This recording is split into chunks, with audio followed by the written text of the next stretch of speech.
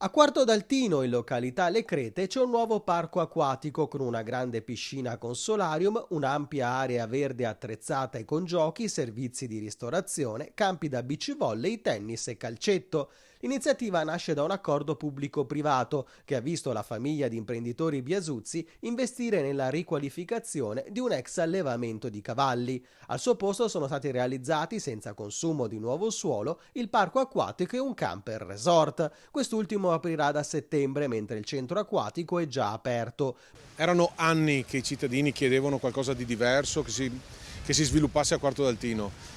In realtà, al di là del valore aggiunto del servizio in sé, porta comunque lavoro, perché si insediano ditte, persone che chiaramente dovranno essere impiegate per la manutenzione, per la gestione, portano ricchezza sia in termini economici ma anche in termini di cultura, di turismo, di vivibilità, di servizio per la cittadinanza.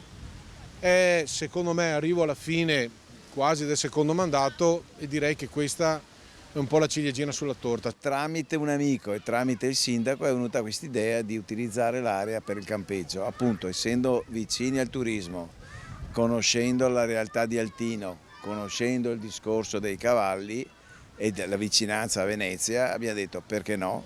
Quindi i tre possibili target di clientela è Venezia, il turismo all'aria aperta con la campagna, con il parco della Lipu che è qua vicino, poi abbiamo fatto la piscina e ultimo c'è anche la possibilità di fare delle passeggiate a cavallo. Pur rimanendo di proprietà privata, la piscina e l'area verde sono asserviti a uso pubblico, come previsto dalla Convenzione urbanistica e dal regolamento approvato dall'amministrazione comunale di Quarto. In più, la giunta del sindaco Claudio Grosso ha ottenuto per i residenti altinati tariffe agevolate per l'accesso alla piscina.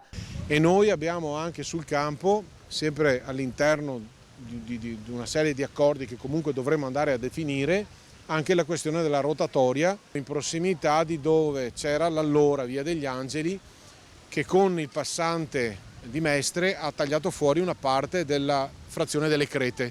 Abbiamo già avuto una prima autorizzazione del Ministero, adesso stiamo lavorando su un progetto migliorativo che ci consenta di rendere più efficiente e più efficace la soluzione che andremo ad adottare. Si parla circa di un altro 1,5 milioni di opere.